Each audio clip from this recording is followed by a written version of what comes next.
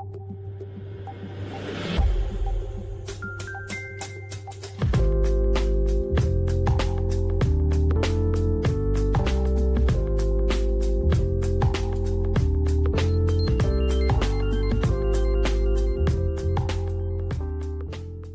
and gentlemen, this is an article that recently came out in CNN Politics.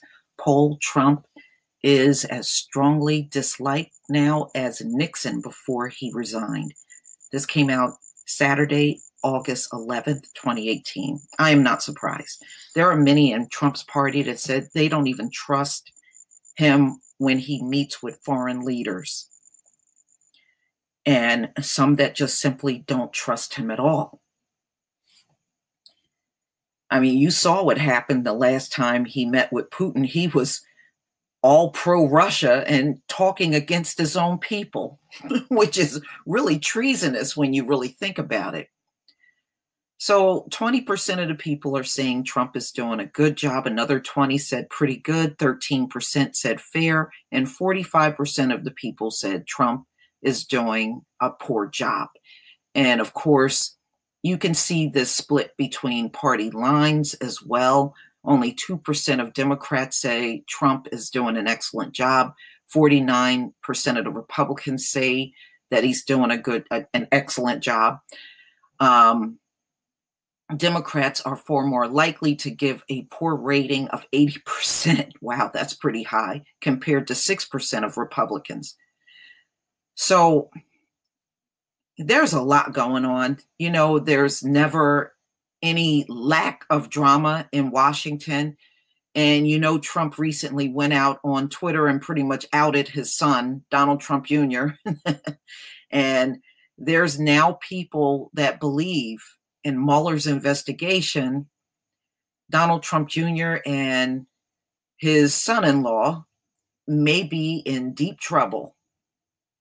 And, you know, the biggest problem with Trump, he just won't stay off of Twitter. And he does and says many inappropriate things out there. And he's worried way too much about the NFL and fighting with players like LeBron James. And, you know, it just don't look good. You know, he's like a teenager trolling people out on Twitter. But let's go ahead and listen to the CNN video.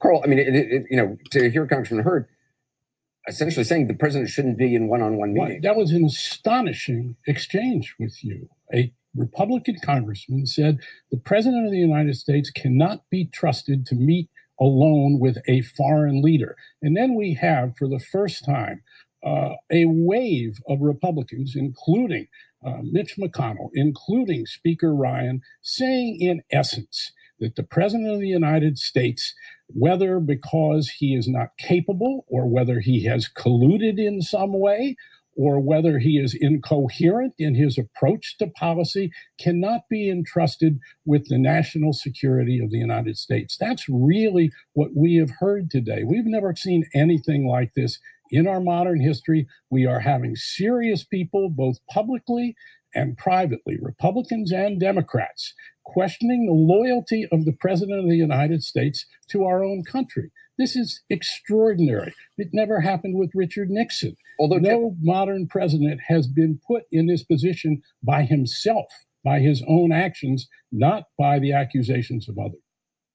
All right. I am not surprised, y'all.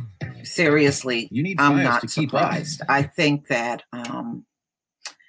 I think the problem with Trump is, number one, he's too easily influenced. You know, you really think about it. When he came up with that idea for executing drug dealers, he got that from the Philippines president. And then, if you remember, he met with China and they did something in China where their leader now would be president for life, something like that. And he's like, well, we should do that in the United States. We should have, you know, president for life. You know, he's too easily influenced when he meets with leaders.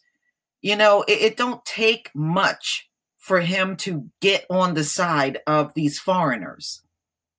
And you saw what happened when he met with Putin. He came out and spoke against the FBI and started talking glowingly about Putin and Russia. And what he did was treason.